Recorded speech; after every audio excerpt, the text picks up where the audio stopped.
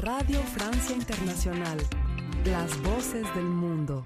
C'est un orchestre d'enfants qui a marqué l'histoire du Chili et même d'Amérique latine. Dans les années 60, il n'existait aucun orchestre de ce type dans le pays. C'était sans compter la volonté de Jorge Peña-Hen. En 1964, ce compositeur chilien et chef d'orchestre fonde alors une école de musique aux horaires aménagés et un orchestre d'enfants dans le nord du Chili. Jorge Peña-Hen est assassiné en 1973, peu de temps après le début de la dictature d'Augusto Pinochet. Mais 45 ans après, l'orchestre porte toujours son nom et continue de lui rendre hommage. Justine Fontaine a assisté à une répétition des jeunes musiciens dans la ville de La Serena.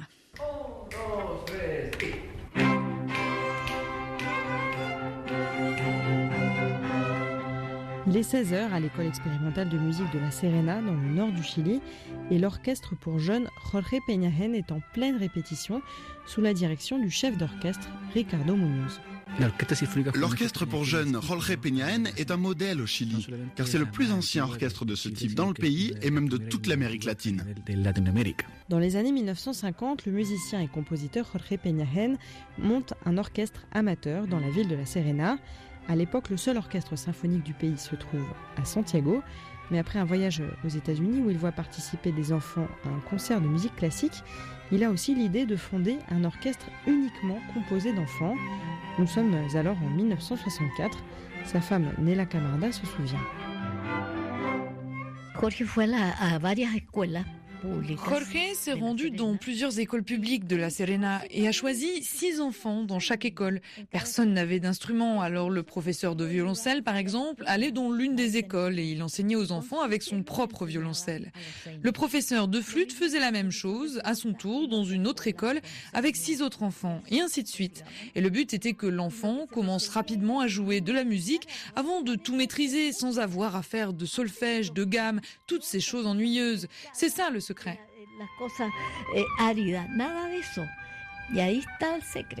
L'objectif était de former de nouveaux musiciens et pas seulement ceux dont la famille pouvait payer des cours de musique.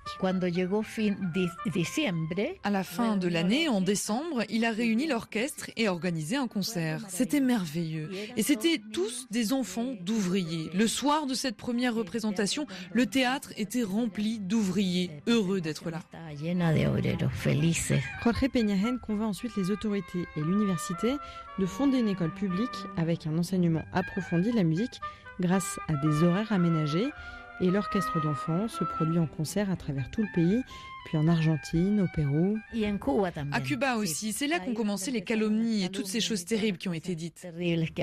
Dans le journal local, le chef d'orchestre est accusé d'avoir rapporté des armes dans les étuis des instruments de musique. Quelques mois plus tard, après le coup d'État militaire de 1973, il est arrêté et tué par le régime du général Pinochet. Mais malgré son assassinat, son projet a continué de vivre, y compris au-delà des frontières du pays.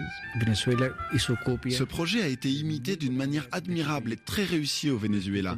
En ce sens, je suis convaincu que le travail de Jorge Peña-Hen a été d'une importance capitale pour la musique chilienne, latino-américaine et même mondiale.